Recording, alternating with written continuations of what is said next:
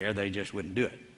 We traveled down to Peru, and this is Dr. Javier Cabrera, who was 20 years head of the Department of Medicine at the University of Lima, retired to be cultural anthropologist in Inca, ancestor of the conquistadors, has a big 300-year-old castle there on the town square, and has a collection of Inca burial stones that begun to be made by his father back in the 30s. He's continued that collection. These are stones that are buried with in the tombs with the Incas, and they have scenes carved over them, most of them. He has a collection now of over 11,000 of these burial stones. About a third of them are the most disgusting pornography you've ever seen, but about a third of them have dinosaurs on them. Here is one in place in the tomb, but looking at a close-up of these stones, you can see the rather artistic rendition of the dinosaur. Interestingly, this one has the dermal frills on its back. When Mr. Sinclair did his sign with the dinosaur, he didn't know that it had frills on its back, but they did it right. This was written up in Geology magazine in 1992 for the first time, and we found them well preserved. But there are thousands of these stones. This is one of the larger ones. Again, rather artistically rendered. Looking at a close-up, you can see the dinosaur in the upper right-hand corner with the man foot in his mouth. All shapes and sizes and types of stones and styles of rendering, certainly not done by the same individual. Some of them are almost oriental looking, and some of them rather literal looking. Here's one with a number of different species on it, but thousands of them. We have a number of others who have collected as well. We have a collection at the Aeronautical Museum in Lima. There were hundreds here. There are 40 that are left. They've been raided, I think sold maybe illegally. But you can still see the stones, some of the ones that are not as elaborate and beautiful as in the Cabrera collection, but obviously recognizable. Still in the National Aeronautical Museum, there's also a display in the Naval Museum, and at least 2 other museums that I know of in Peru. Some of them are still being excavated. This was one that was excavated in 2006 that is in the artifact room. It has 2 dinosaurs on it. Slightly different type stone from Cabrera's, raised instead of incised, but still the same general picture. Also in the tombs you find burial cloths with the same kind of motif there. Obviously, the big claws and the teeth representing dinosaurs. You see it on their pottery. That's relatively easy to date. These are dated at about 2,500 years ago. These are the mochi pots, and the style is well known and documented and represented in the national museums. This one's in the National Museum in Lima. It says circa 2,500 years ago. Up in northern Peru, you have a good deal of gold in some of the ruins and tombs. This is a death mask, but look on either side of the face. Again, the dermal frills across the back, the tail curling up over, and the huge teeth. These people were seeing dinosaurs 2,000, 3,000 years ago. Now, we're told that we've known what dinosaurs look like for maybe, well, the first ones found in 1820, we didn't know what they looked like very well. The restorations were silly. After the turn of the century, early 1900s, we got a fair idea, and really not an excellent idea. And, well, 1992, we learned the Brontosaurus type had frills on its back. These people didn't show a gradation in learning. They got it right from the start. Another very interesting display of these stones is seen in the museum there in Inca. It was actually established by Dr. Cabrera over 20 years ago. They have a collection, but they will not display it. We had talked to the brother of Carlos Solti, Pablos, who had donated the collection to the museum about 15 years ago, and we had seen pictures of the stones that he had donated. His brother had excavated them in the 50s near the village of Ocaqueji, and then donated this to the museum upon the death of his brother. We went there, said, we want to see this collection. They said, it doesn't exist, that's a myth. We said, we've seen the pictures, we've talked to the one who donated the collection. They said, well, yes, okay, it does exist, but they're in storage and you can't see them. We insisted, saying this is a museum that's not supposed to hide things, it's supposed to show things. They said, well, you can't do this unless you're authorized by an official museum with 48 hours notice. We said, we think we can handle that, and we did. We got a letter from an official state authorized museum authorizing us to examine them with 48 hours notice. We came back. They still refused. They said, you will not be allowed to examine these. They were stonewalling. Dr. Swift eventually did gain access last year and got pictures, and yes, they are virtually, well, they are the same as the ones that we see in the Jules Rudd collection with dinosaurs on them. We did get to examine the ones in the collection at the Aeronautical Museum in Lima, pictured here. Years ago, there were many more. They have disappeared over the years. There were several hundred initially. There are about 40 that remain. But here we see one on the floor in the room where they are displayed, and these are the poorer ones. The better ones have disappeared, but you can still see the dinosaurs on the stones displayed in the Aeronautical Museum in Lima. In the museum in Nazca, likewise, they have some of the carved stones on display. And here we see Dr. Swift laboring as he holds up one of the stones for the camera. The stones are exhibited in the Cabrera Museum, where there are 11,000 of them, in the Museum of Inca, where they're hidden, and they wouldn't allow us to see them. Dr. Swift did eventually get, and then the Nazca Museum and the Aeronautical Museum and the Naval Museum. But we see here the museums which have these stones, all but one of them have them on display that can be seen today. We traveled to the village of Okakehi, where a number of these stones, or at least in the area, where a number of these stones had been excavated in the 50s by Carlos Solti, who was the rector of the College of Engineers in Lima. And there we see an obviously very depressed area. We see individuals who just eking out a living. Basilio Achua is one of the individuals here who has found a number of these stones and had taken them to Dr. Cabrera. He took us out to the place where many had been excavated, and we could see the actual tombs and see some of the stones in the tombs. As we walked along this desolate area, you could see the bones that had been strewn along the way by the grave robbers, who weren't interested in the bones at all, but in the artifacts that they could dig out to sell.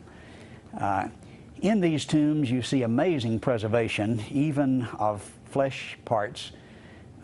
In an area where it hasn't rained for 100 years, the dryness of the desert is excellent for preservation. But in these tombs, you can see the remains of the mummies. This is a trophy head that was worn on the belt by this brutal culture. In one of the nearby museums, you see the skulls with a hole in the head. This means that was a trophy head. It had been worn by somebody who had evidently killed them in battle. But as we look at these tombs, we see often babies with mothers. Maybe if the mother died, they couldn't take care of the babies. And I don't know the whole story, but it doesn't look like a nice story. Here we see one of the well-preserved mummies together with a number of bones that have been found in the area. And in this particular tomb, you see one of the burial stones in situ, in place. And you see this on a number of occasions. Here's another one of the burial stones beside one of the mummies with a dinosaur on it. This one was excavated in 2005. The drawing here shows what's seen on it, not as dramatically clear as with some of them, but it can be seen very clearly. It has been examined carefully by a number of laboratories, and we see the close-up of some of the carvings showing the patina in the grooves, also testifying to its antiquity. This was one that was excavated in 2006 that is in a collection that I own. This is about a 70-pound stone. It has 3 dinosaurs on it. It was from about 100 miles away from the Paracas Peninsula, and the carving style is slightly different. You can see the teeth are raised rather than incised. The bias relief is in evidence here, but the same style, again depicting the dinosaurs. Many say, well, Cabrera was a strange fella, and we can't depend on his testimony. Well, I think he was a very credible witness, but we have many, many different sources. Notice that the first one is the Spanish priest who in 1525 described these stones, and there have been several reports of this. The chronicler of the Incas wrote of these stones in 1570. In detail, they found the stones with the strange animals on them. And then Bolivia Cabrera, the grandfather of the one that we worked with there, began collecting the stones in the 30s, and then Javier Cabrera continued the collection, amassing some 11,000 of the stones. He was professor of medicine at the University of Lima, head of the Department of Medicine for 20 years. He established the largest teaching hospital in Peru and retired to be cultural anthropologist for Inca.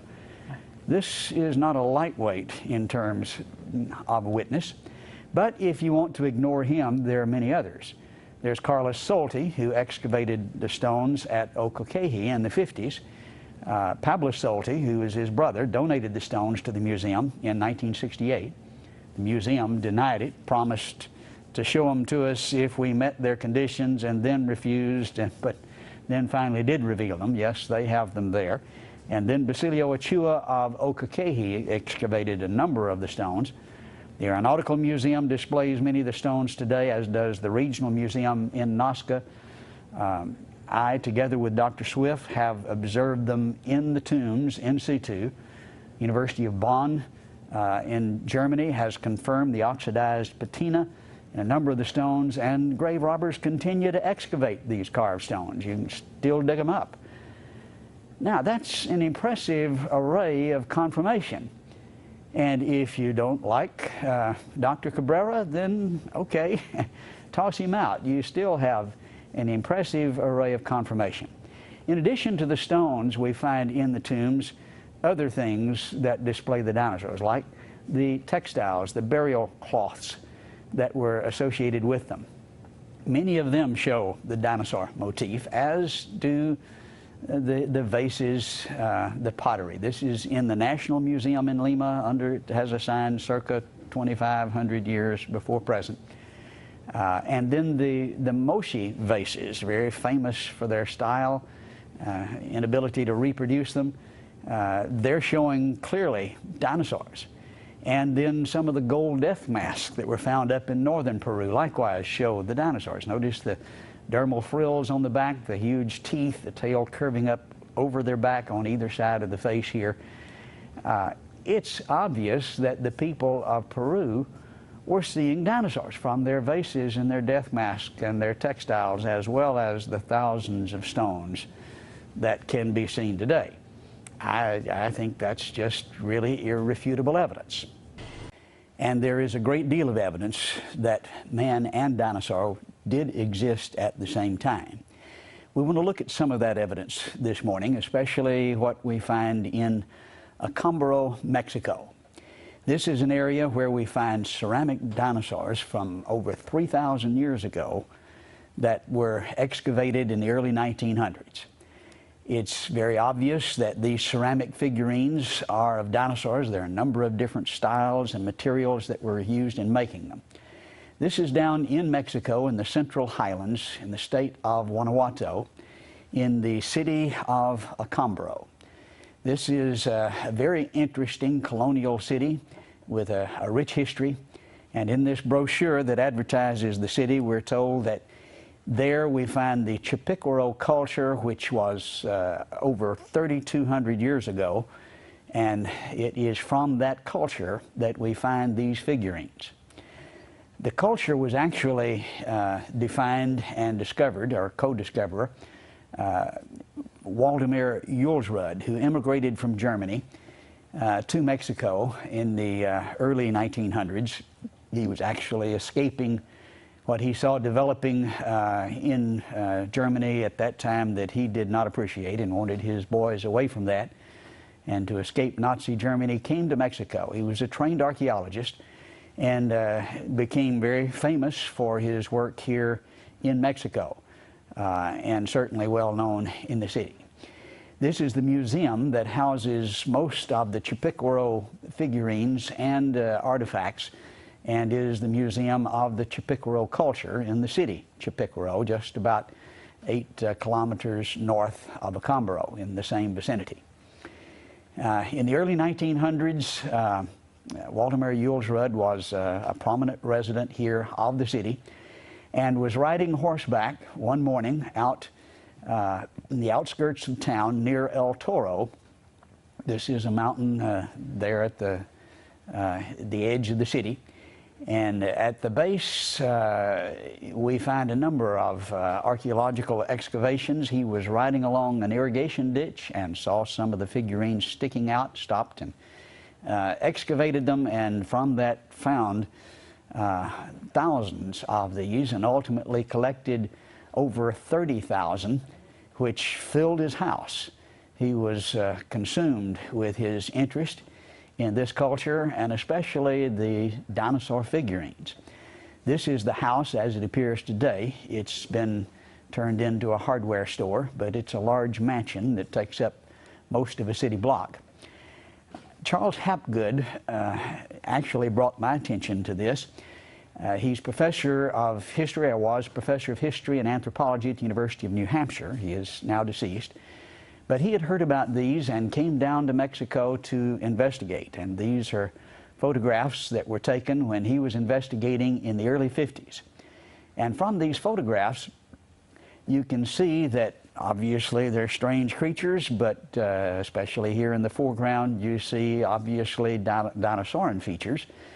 And these were from the collection that had been amassed by Waldemar Julsrud over a number of years while he was collecting these. Hapgood enlisted the aid of Earl Stanley Gardner, who was a friend, obviously very good at investigating mysteries. He was a criminologist. He had been district attorney in the county of Ventura in California for over 30 years, and of course had written the Perry Mason stories. And he's the author of those famous TV movies, as well as many, many books. He's referred to on the website that describes him as the world's most famous lawyer. He wrote a book about this mystery called The Host with the Big Hat. The same author that wrote Perry Mason described this mystery and his investigation of it. Obviously, it's controversial because it describes the coexistence of humans and dinosaurs, and some scientists would just dismiss it outright because of the philosophical implications, not because of the actual evidence. This would fly in the face of evolutionary theory, and so no matter who it is or how much evidence, they're not going to accept it. Here we see a picture of Professor Hapgood, Earl Stanley Gardner, together with Carlos Julsrud, who was the son of Waldemar Julsrud, and they worked together to try to solve this mystery and to prove that the father, Waldemar Julsrud, was not the one who manufactured these, which is what the critics were saying. 33,000 figurines, a variety of styles and materials, just mind-boggling array, all from one individual was the, I think, ridiculous claim. But Earl Stanley Gardner was enlisted to help investigate this and to prove it. And here we see him looking closely at some of these figurines, and he has pictures of them in his book. Here is one of the pictures from his book, and we notice the title, which says that dinosaurs do appear abundantly throughout the collection. He interviewed at length Carlos, the son of Waldemar Julsrud, who had gone out with his father to excavate on a number of occasions and had found numbers of these things while he was working with his father. He also here is seen interviewing Professor Hapgood, and the two of them worked together. And notice in his book the description of the work that was done to refute the idea that Waldemar Jules Rudd was the author, the manufacturer, the source of these dinosaur figurines. Here, quoting from Earl Stanley Gardner, Professor Hapgood lay awake at night trying to devise new tests, new places to dig. He even went to a road which had apparently been undisturbed for many years, and by many years he's referring to hundreds of years. He dug under the road with permission from the government, and sure enough found the Jules Rudd type figurines under the road. He continues saying in many places in Mexico, boundary lines between fields are marked by stone walls which are hundreds of years old. And he goes on to describe excavation under these walls where, again, they found examples of the Jules Rudd type figurines, including dinosaurs. And then an amazing, just ingenious test was proposed together with the chief of police of Acámbaro. His house had been built some 50 years before Jules Rudd immigrated from Germany. It was one of the original houses. Adobe brick was the construction material. He said, let's dig under the house of the police chief, under the living room floor. And if these figurines are found there, then obviously Jules Rudd would not be the source of this material. And so they did that. Here we see the mayor standing in attention. He also conducted a 3-month investigation into the possibility that maybe someone had manufactured these, questioning people throughout the area for any knowledge of anyone manufacturing such figurines. When you fire them, it would be known. Here we see a brick factory right at the base of El Toro, where many of them were found. When you fire the brick, you make smoke, and especially when you're burning wood, which would be the source of the fire, the material to fire them. And you can't do this without being known. And in a 3-month investigation, the police chief found no evidence that they had been manufactured recently.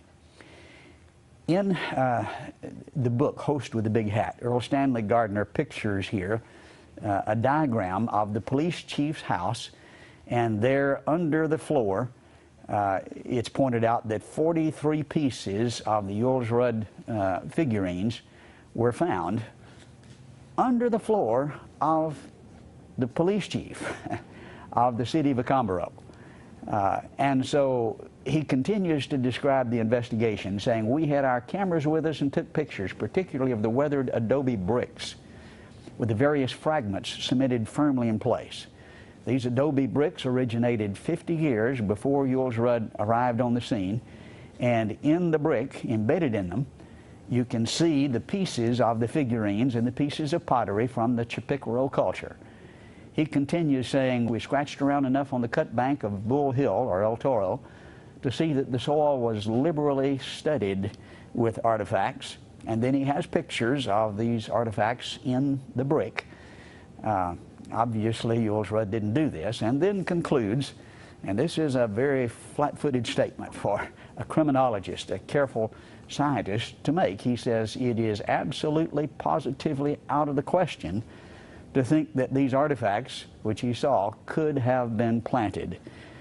Now that's Perry Mason, or Earl Stanley Gardner's conclusion. He proved it. In his mind, there was no question but that these certainly go back much further than Earl Stanley Gardner. We didn't really know what dinosaurs looked like before the 1900s, or didn't know that well. We had a very poor view, and we'll talk more about that in a moment. But further testing was done by these two men, Hapgood and Gardner. Radiocarbon dates were obtained, submitted by Professor Hapgood to Isotopes Incorporated in New Jersey. And sample number 1 was about 3,500 years, and then 6,400 years, and then 3,000 years. And so there was a significant range. But if these are over 200 years, they are before we knew anything about dinosaurs, and they're supposed to have been gone then for 65 million years. Well, 6,000, 3,000, 2,000, probably just over 3,000 years ago, we have figurines They were also submitted by Professor Hapgood to the University of Pennsylvania Museum testing facility for thermoluminescent dating, which is probably the most appropriate dating system for pottery. We won't go into great detail about how that works, but it's a different type system and particularly suited for pottery. Sample number 1 came back about 2500 BC, and then number 2 and number 3 and number 4 all right on the same date, 2500, very consistently. And this would logically be the most reasonable conclusion for the date. Obviously, these labs are going to come under scrutiny for putting out such material, and that was the case here. Nevertheless, Dr. Rainey, who's director of the Pennsylvania Museum, issued a statement regarding this, defending his conclusion. He said, "We've had years of experimentation both here and at the lab at Oxford. We have no doubt at all about the dependability of the thermoluminescent method.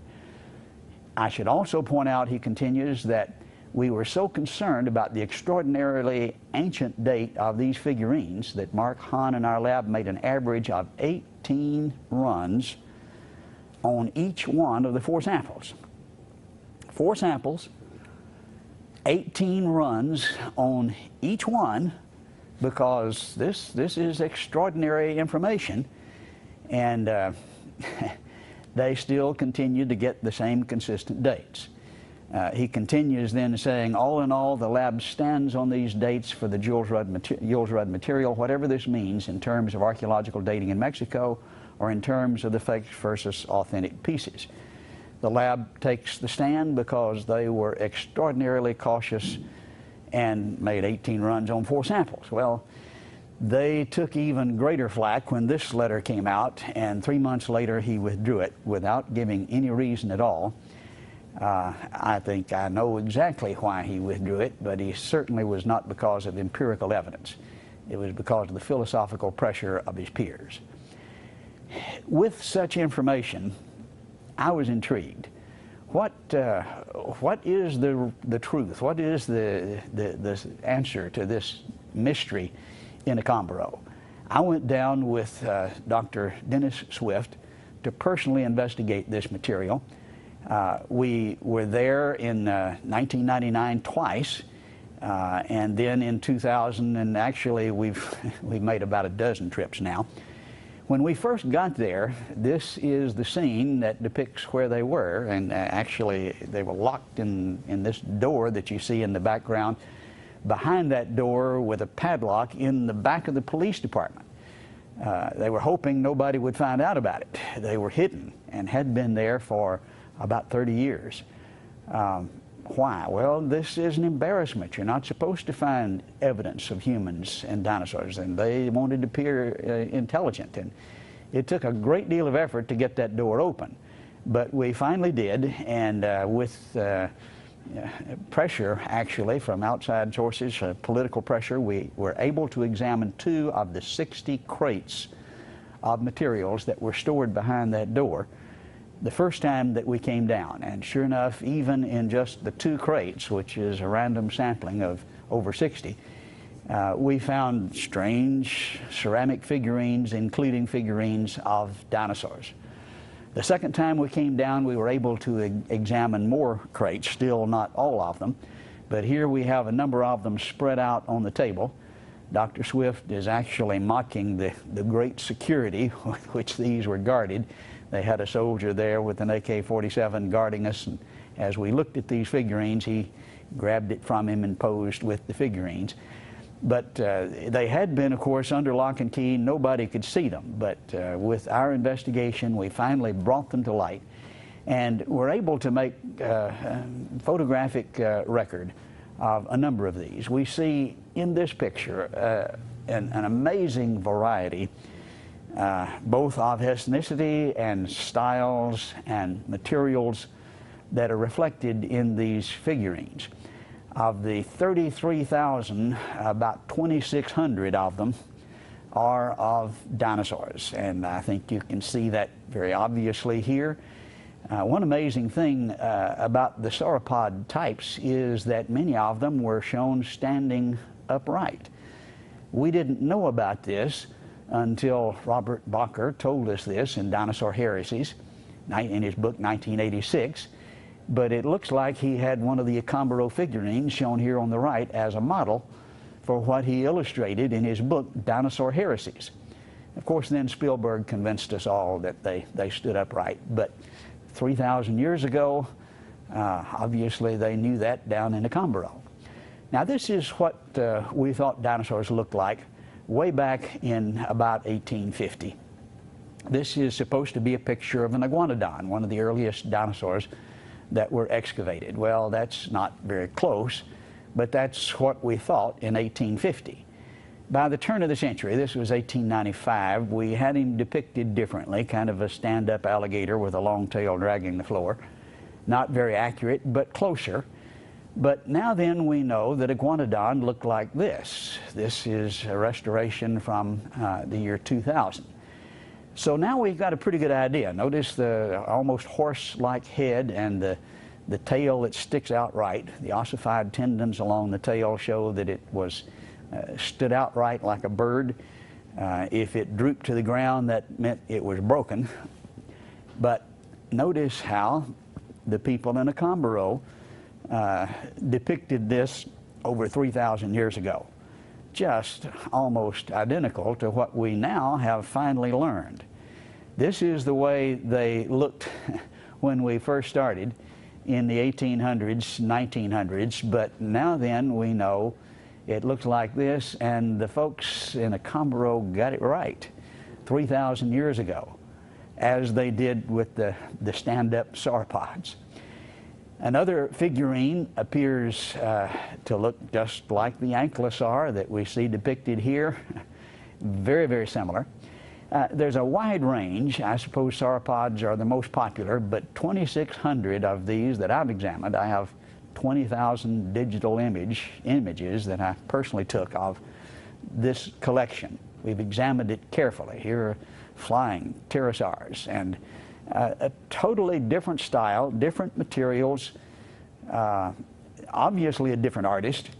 Some of the critics have said, well, it's all made by the same fella in a short period of time, and the numbers were to impress people. 33,000 is kind of overkill, isn't it? And certainly there's a tremendous variety of styles and materials not made out of the same stuff, as is obvious to an objective observer, but a bewildering array of mysterious creatures. What in the world were these for?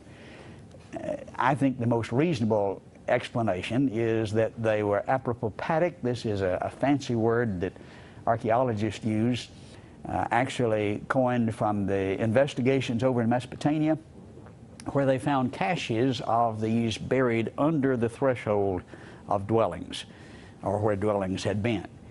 And we find these often in caches of 20 up to 30 packed in sand, surrounded, of course, by the clay soil. And it would appear that they were buried carefully. Some have suggested maybe the enemies were coming and they buried their gods, their idols, to protect them from the invasion. I strongly suspect they were like the apropopathic figurines in Mesopotamia that were buried under the threshold to ward off evil spirits, and that's what this fancy word means. It's to scare off the evil spirits. Well, if you're going to scare off spirits, I suppose dinosaur figurines would be as efficient as any. But the bottom line, we don't know. These are several different ideas that have been proposed. It's interesting to notice again that in 2,600 you've got a tremendous variety, and the association with people seems to be closer and more frequent with the juvenile forms. I think I can understand that if you watch Jurassic Park, but some of the juvenile forms are depicted, they're kind of cute, and we can see why humans might be more closely associated with these forms. We also find, besides dinosaurs, other out-of-place figurines. Here is a horse. This is typical of the Pleistocene horse, Ice Age, which wasn't supposed to be in Mexico till the Spaniards brought the horses. Here is another one that is with a man trying to write it who has lost his head. It's broken in this figurine. But an amazing turn of events involves the find of the unfossilized tooth of a Pleistocene horse associated with the Pleistocene horse itself.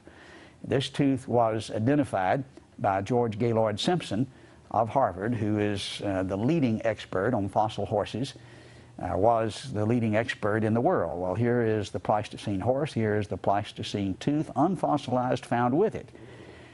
The mystery deepens, or at least maybe the picture, contrary to the standard evolutionary picture, is getting more difficult. We went back to try to verify Gardner's research. I think he did an excellent job. We thought, well, let's just look and see if we can repeat what he did and re-verify. We wanted to do original excavations, and we approached this with some of the leading experts to get permits, and permits have to be obtained from INA. This is the Institute of Archaeology there in Mexico, and we applied 3 different times with the University of Texas first, and then with David Soleil, who at the time was director of the Museum of the Rockies. He's actually Jack Horner's boss. Jack Horner is the individual, if you saw Jurassic Park, the real-life character that the story is based on. He's the fellow represented as digging up dinosaurs up in Montana. Well, his boss, the director of Museum of the Rockies, David Soleil, went with us, and we applied together for permits, and they were all denied. And we were told firmly, actually the mayor of Acambaro was told, that we would never be given a permit, that the implications would not be allowed. Actually, we found out that INA had done their own investigation back in 1953. They sent 4 archaeologists to Acambaro to do official excavations there. They chose their own site over a mile away from Julesrud's site, and they found figurines, a number of them, 6 feet down, including dinosaurs, and acknowledged that the figurines were authentic, but not so with the dinosaurs, which were found in the same place by them at the same time, at the same level, together. They couldn't be, and we actually intercepted the interdepartmental memo, and we have exactly what they said about this. And this is from a memo dated February 24th, 1954. Apparently those artifacts were gathered scientifically, but even so, they are reproductions of relatively recent times, and they're talking here about the dinosaurs. In our opinion, it is impossible that man existed at the same time as those saurian that lived millions of years ago. So they're acknowledging, yes, they are dinosaur figurines, but they could not have been with man, and so they just simply deny it. Continuing, they say, it's our opinion, in our opinion, the only archaeological artifacts are the collections of vessels and other Chipiquaro pieces that they found at the same time. These are authentic and represent great archaeological value for our studies. So in the same hole at the same time, they found authentic ones, but dinosaurs with them couldn't be, and so they just deny it. That's why it is the philosophical pressure that says you cannot have humans and dinosaurs together. That would destroy the picture of evolution that's in the textbooks. And so here's what's real and here's what's not based on the evidence, but based on the philosophical conclusions. We brought an expert down to examine these. This is Jim Collins, who is with the University of Texas. He's an art instructor, a ceramics expert, and he found a number of things about these figurines that we didn't know. For instance, he found many, or most of them, were actually double-fired. Some had wondered how such fragile figurines could be maintained intact in the earth all of these years. And of course, if you go to the Museum of Anthropology in Mexico City, you'll see dozens of similar figurines that remained intact, which they don't question. But these have been double-fired. These people were rather sophisticated in their technique. And of course, somebody just making fakes by the thousands wouldn't go to this kind of trouble. You can see that some of them were broken, and where they are, you can see evidence of this slip on the outside that is a sophisticated pottery technique. This is compared with the broken piece from the National Museum of Anthropology and compares favorably with it, actually better fired than this excellent piece. We went back to the house that the police chief owned, under which Earl Stanley Gardner had excavated 43 pieces of Yules Rudd type material, and found that it had been covered with modern brick now in modern times, and that was somewhat disappointed. We wanted to see the adobe brick. We did look across the street, and sure enough there it had not been covered by modern brick. The adobe brick was still obvious, and as we looked carefully here, Professor Collins is looking closely at those brick, and you can see, yes, as Earl Stanley Gardner said, they are studded with the pottery pieces from the Chippiquaro culture, and that's obvious. And as we look carefully at one of the bricks, this is directly across the street from the house of the police chief where Earl Stanley Gardner investigated. In one of those bricks, lo and behold, there's a dinosaur sticking his face out. And if you listen very carefully, you can hear him say, "Na na na na na na," just making a mockery of the idea that man and humans have to be millions of years apart. These brick, done 50 years before Yules Rudd arrived, contained pieces of the ancient Chippiquaro culture, which were scattered in the clay and scooped up and used to make brick, not intentionally taking the fragments, but you just can't scoop up the material without getting some of them in it. Let's go back and look carefully at some of the witnesses who have testified to the fact that they helped Yules Rudd excavate these, and that these were parts of what was found from original excavations. One of the more credible witnesses, I believe, would be the grandson of Walter Yules Rudd. He is a rather well-known contractor in the area. He is well-to-do, well-educated. He's standing here beside the grave of his grandfather, testifying about going out and excavating these figurines with him. We have about 20 minutes of recorded testimonies with him standing right there by the grave, telling of the figurines that he helped his father excavate. This is one of the ones that he had in his very nice home there in Lyon. And here, this is a beautiful dinosaur of the sauropod type that he personally excavated with his grandfather. We also found, as we investigated and talked to a number of witnesses, that El Toro was not the only site where dinosaurs were found. On the opposite side of the city, the north side, you find El Chivo, Goat Mountain. And at the base of this mountain, there was a lake and a site where ancient Chippiquaro people had made dwellings, and you can see places where the dwellings were there between the lake site and the bottom of the hill. And I was taken there by an individual, Mr. Espinoza, who is now an accountant there in Acambaro, who as a teenager went with Walter Yules Rudd. He had enlisted several of the young people to go with him to help him dig and to help him carry back the materials that they found. And he took me to the spot. He said, "Here is where we dug, and here is the type of thing we found." He drew sketches of the materials. A very credible witness. And then we have Dr. Hinion, who is actually a hero in Acambaro, or at least I would describe him as such. Several did to me. He has a medical practice in Guadalajara, several miles away, but he comes back on the weekends to help the poor people of Acambaro. Their culture, their economy is not nearly so thriving, and many of them are poor. And he practices medicine there in Acambaro free of charge to help those who are poor. He could run for mayor and win hands down. He's not interested in that. He's interested in helping people.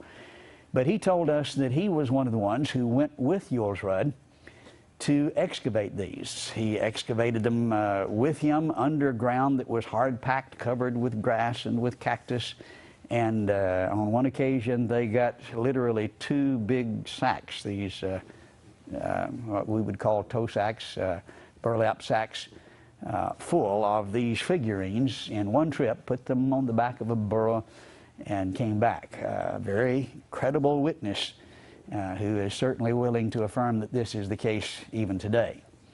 And then we have Mr. Martinez, who was formerly chief of the federal police in the area just about 10 years earlier when this picture was taken. He is now retired. And he is he tells an interesting story because he actually confiscated over 3,000 of these figurines from 2 individuals who were illegally excavating at El Chivo. They had found where a number of these were buried, and they were just digging up a storm in the middle of the night and selling them across the border. And he caught them and put them in the federal penitentiary. They were convicted of dealing in illegal artifacts. And so the federal government decided these were real, authentic antiquities and put them in jail. He said among these artifacts that they had excavated were dinosaurs, and he drew sketches of several of them. They were then added to the Yules Rud collection, which is there in Accombaro still today. But some people will say, well, Yules Rud was the source of all of these. Well, we can prove they were there before Yules Rud. We can prove they were excavated after Yules Rud. And the federal government actually helped us verify that by convicting these people who had excavated them there at El Chivo and are now doing time for that crime. Then we have Mr. Perea, very interesting individual. He was former director of archaeology of the Accombaro zone of the National Museum of Anthropology in Mexico City, the largest anthropological museum in the world. At the time Yules Rud was in Accombaro, he was the director of archaeology for the area, and it was his job to verify and to authenticate the finds. And he and Yules Rud were actually antagonists. They didn't get along well at all because Yules Rud didn't go to the trouble of getting permits most of the time. And he would complain and threaten to put him in jail, and they fussed and fought all the time. But he saw the figurines that Yules Rud excavated. Furthermore, the farmers at the time continually found such figurines, and he was called in to authenticate and verify. He said he saw hundreds of them excavated by farmers that Yules Rud had nothing to do with. Many of them took them to Yules Rud, who would often pay the farmers just a small fee to help increase his collection. He worked with Ramon Pinachon, who is perhaps the most famous archaeologist in Mexico history. He was 20 years president of the National Museum of Anthropology, again, the largest anthropological museum in the world. And they particularly worked together on a dig at Chipiquaro in the 1940s, where they were getting ready to flood the area, putting up a dam, and had to move some of the tombs, the graves of the ancient Chipiquaro sites. And here we see a picture of that dig with an early picture of Ramon Pinachon and Beatrice, his wife, whom he met on that trip and married. She became an archaeologist and is still an archaeologist serving in one of the museums there in Mexico City today. We found the permit from INA, which authorized this dig. We found the notes. This is actually in the museum in Chipiquaro of the dig, and they have displayed a couple of the pictures. I took this picture of some of the artifacts that came from that dig, supervised by Ramon Pinachon. Mr. Perea, who was there representing the museum at the time, he was the director of that area, worked with them. He says in this tomb, the ones in this picture, they found a dinosaur. That is not a figurine, but an actual dinosaur that was about 30 feet long. He said it had the short little front feet and the huge long legs, about 3-foot head with the huge teeth. We have his recorded testimony, about 2 hours of a detailed description of exactly what they found. He said Ramon Pinachon took pictures of this. He has the pictures. Well, that pricked our ears up. Ramon Pinachon had been dead about 2 years at that time, but his wife, we suspected, would have the pictures. We went to her. She said, yes, I had them. I've seen the pictures. I have donated them to INA, the Institute of Archaeology. Well, that was disappointing because they had stonewalled our effort to get permits. But she called them at our request, asked them to allow us to examine these photographs. We got in a cab, we went immediately to the Institute of Archaeology, walked in the door. The supervisor there who met us recognized me in my previous attempts to get permits, and he said, no, you cannot see them. He had promised Beatrix Pinachon that we would be allowed, but he says, I don't care what I promised, you can't see them. This was a stonewall. We've run into this several times. That information is there, it's being covered up. Interestingly, in association with that, we found this picture of Waldemar Julsrud, which is in the museum there today, the Julsrud Museum, which we'll look at in a moment. And here he's standing with a large dinosaur bone. In his book, Enigmas of the Past, he describes finding, partially buried, a dinosaur with fresh bones, that is, unfossilized. And here he's standing there with one of those bones. And we took the picture to some experts to see if they could identify that. And here we see Brooks Britt of the Department of Geology at Brigham Young University making the comment, the large bone appears to be a sauropod rib. And so we find the tooth from the horse, we find the sauropod rib, we find the testimony of a buried dinosaur from Mr. Pena, who was director of the Institute of Archaeology there for the Acambaro Zone, or at least the Museum of Archaeology for the Acambaro Zone, all testifying that there were dinosaurs not too long ago, unfossilized remains. As we look at the incredible variety of styles and materials and subjects of the 33,000 figurines, it's just mind-boggling.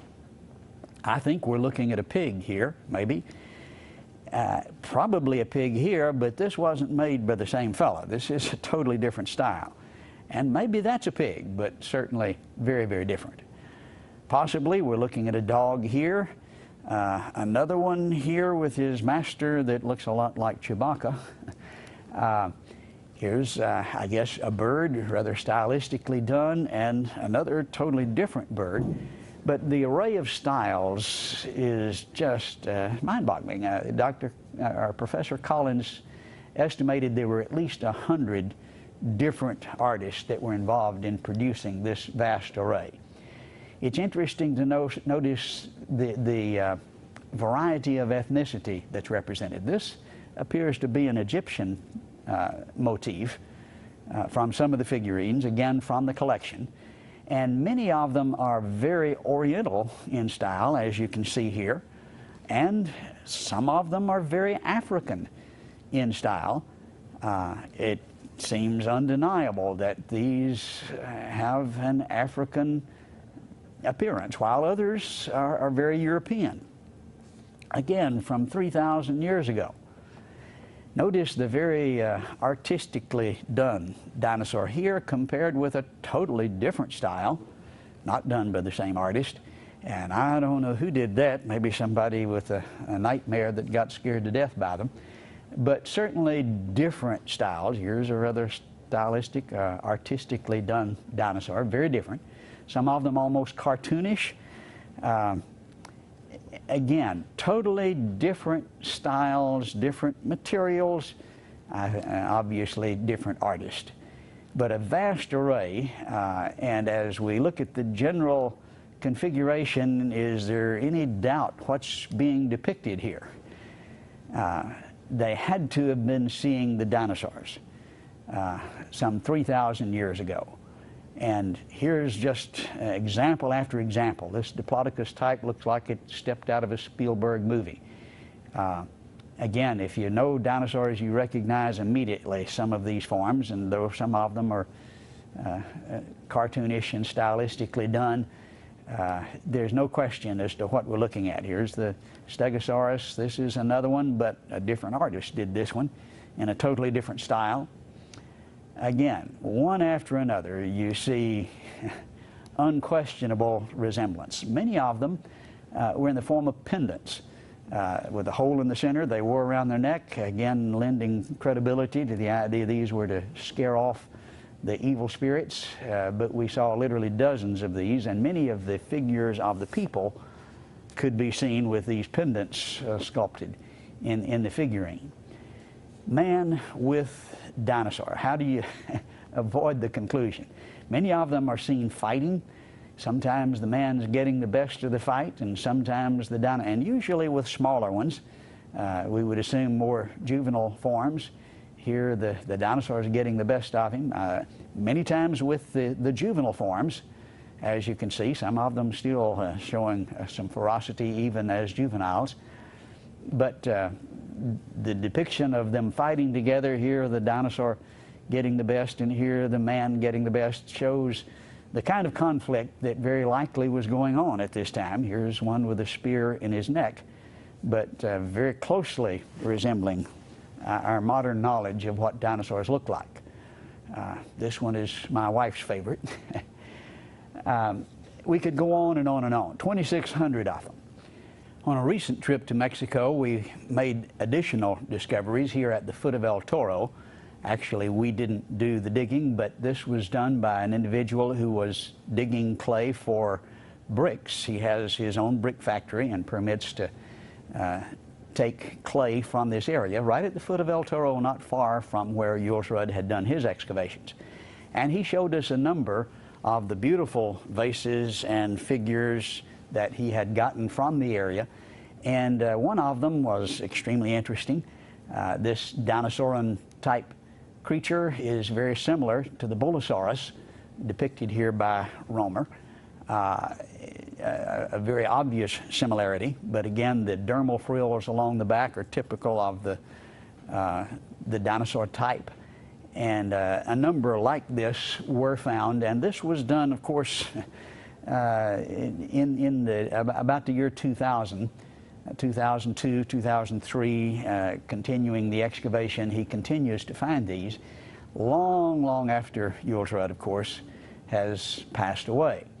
They continue to be excavated in spite of Ina's strong effort to keep us from doing that. We can't, or we would be in jail because we don't have the permits. But he did have a permit to get them for his brick factory, or at least to get the clay. Now then, these figurines are housed in the Waldemar Jules Rudd Museum there in Acambaro. When we arrived on the scene, they were locked in the back of the police department. As we began to tell them the significance and began to present the evidence and show how they had been verified from various sources, they decided this was significant information, and in spite of Ina's opposition, they put up a museum, and they're very prominently and very professionally displayed, and you can go to Acambaro and see these and hear the story of Waldemar Jules Rudd and see some of the pictures that we've shown you. We see the director of the museum today on the left, together with the wife of an archaeologist who has helped us there, Dr. Swift and myself, in front of the museum in a picture taken recently. Now, let's summarize the evidence. There is the radiometric dating, which helps us understand, especially with a variety of examples for a few thousand years. Radiocarbon first, according to Hapgood, some 3,000 to 6,000 years, and then thermoluminescent dating that was consistently at about 4,000 years, or 2,500 BC. And then also a recent radiocarbon dating was done by Neil Steedy, which indicated 1.5 to 4,000, a range. But still, if you have it more than 200 years, again, you have the destruction of the story that's told in the textbooks. Looking at the witnesses and summarizing, there's Waldemar Jules Rudd, who was co-discoverer of the Chipicoro culture, collected over 37,000 artifacts, wrote the book, Enigmas del Pasado, or Mysteries of the Past.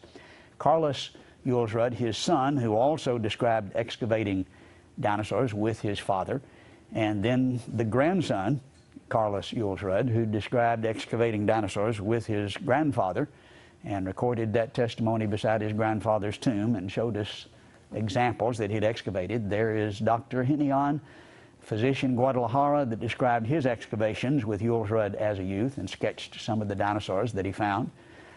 There is Mr. Espinozo, who is an accountant, who personally took us to the site where he had excavated and also sketched dinosaurs that he had found. There is Carlos Perea, who was former director of archaeology of the Acambaro Zone of the National Museum of Anthropology, who described excavations with Ramon Pinachon, dinosaurs and humans together. And then there's Charles Hapgood, professor of history of anthropology, University of New Hampshire. He excavated dinosaur figurines under roads, helped excavate under the house of the police chief and under walls, stone walls that had been there for hundreds of years, and wrote the book Mystery of Acambaro, detailing his investigation. Together with Earl Stanley Gardner, the famous author of Perry Mason, a criminologist, a district attorney in the Los Angeles area for 30 years, proved, I think beyond any shadow of a doubt, he certainly claimed so, that the figurines predated Jules Rudd beyond any shadow of a doubt. And then there's the mayor of Acambaro, who worked together with Earl Stanley Gardner and conducted his own 3-month investigation for fraud, trying to find anyone who knew anything about manufacturing these things, and allowed the excavation under his floor. There's Mr. Marinas, number 10, who was the chief of federal police. Guadalajara confiscated over 3,000 of these figurines from 2 who were excavating illegally, including dinosaurs in the collection, and sketched those for us. Now that's a huge collection of witnesses. If you were in court trying to refute the testimony of such individuals, you'd be in serious trouble. There's Waldemar Jules Rudd, there is Carlos the son, there is, again, Carlos the grandson, there's Dr. Hinion, there is the accountant, Mr. Espinoza, there's Carlos Perea, the director of the Acambaro Zone for the National Museum, there's Charles Hapgood of the University of New Hampshire, there's Earl Stanley Gardner, author of Perry Mason, the mayor of the city, and then the chief of the federal police. That's an impressive array of witnesses, and they all testify to the authenticity of these figurines, that Jules Rudd certainly was not the author. They were there long before he was. I think the conclusion is absolutely inescapable, that humans and dinosaurs live together. The only opposition, the only problem, the only reason that's not just really obvious and accepted without question is the philosophical implication. Year before last, we traveled to Cambodia, following evidence that had been forwarded to us by one of the tour guides there who had seen our website. And we had done some research and confirmed a good bit of what he was telling us. In the upper part of Cambodia, we see the ancient Khmer Empire had built just spectacular temples, maybe the largest and most beautiful in the world. And one of the greatest monument builders was Jayavarman VII. He's almost idolized. This is a picture that I took there in Phnom Penh of the Buddha-like pose. He began to rule in 1181 and built Tapram and dedicated it in 1186. This was dedicated to his mother. It was a Buddhist monastery. And so we know who and when and all the specifics. Well, on the stone in this temple, a very beautiful, picturesque place, you see carvings, and they're stone carvings that cover just about every square inch of it. But just inside the front entrance, in the corner here that the arrow points to, you can see a series of animals from the jungle. And notice in the series there is a perfect stegosaurus in a temple from over 800 years ago. And we're supposed to have known what dinosaurs looked like for about 150, and then they've been gone 65 million. I believe there's something wrong with that story. I don't want any comments about 2 fossils here, or 2 dinosaurs. They're just one. But it is more proof of the co-occurrence of humans and dinosaurs. Let's think about some significance here of this acknowledged by the evolutionists before we conclude. Louis Jacobs from SMU is president of the Society of Vertebrate Paleontology, one of the most representative, respected paleontologists in the country. And in his book, Quest for the African Dinosaur, he brings up the subject of the co-occurrence of men and dinosaurs. He said such an association would dispel an earth with vast antiquity. The entire history of creation, including the day of rest, could be accommodated in the 7 biblical days of the Genesis myth. This is, of course, his view of it. Evolution would be vanquished. Here's the implication, the significance, if you were to document this. And, of course, I think he's right. Now, we go back to the statement by Stephen Stanley that we referred to earlier, the topsy-turvy fossil man, and look at a fuller context of his quote. He said, "There's an infinite variety of ways in which, since 1859, the general concept of evolution might have been demolished.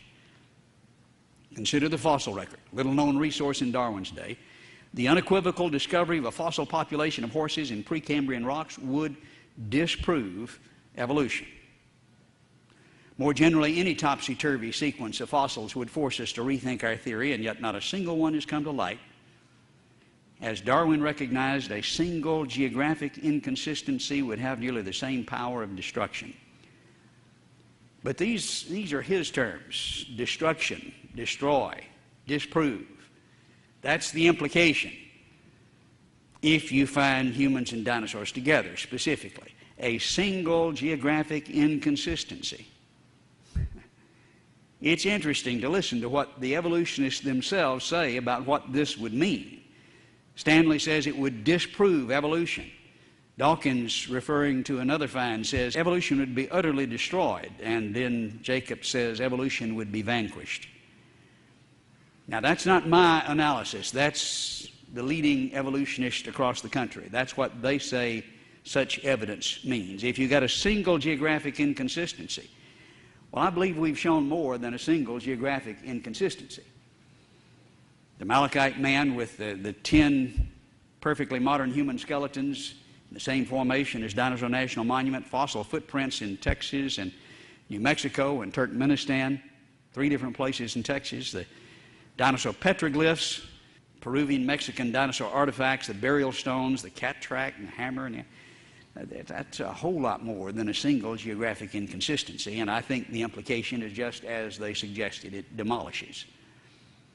It is, the column itself is an abstraction that's put together based on the assumption of evolution, useful as a model that we can test against the real world, and when we do, we find it fails.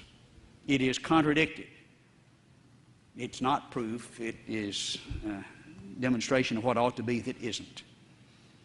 And let's conclude with a statement by Nova, who came to Glen Rose, looked at the same pictures that you looked at. The people that photographed it and interviewed us were excited. They thought they had some earth-shaking news and went back, and their editor wouldn't allow them to publish it.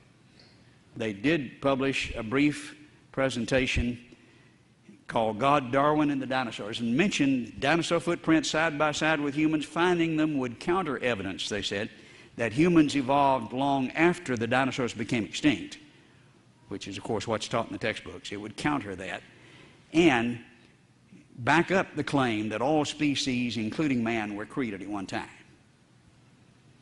Nova knows what that means. And therefore, they said in this blurb, there's nothing at Glen Rose that looks anything like a footprint, a human footprint. Now, you can decide for yourself whether that's true.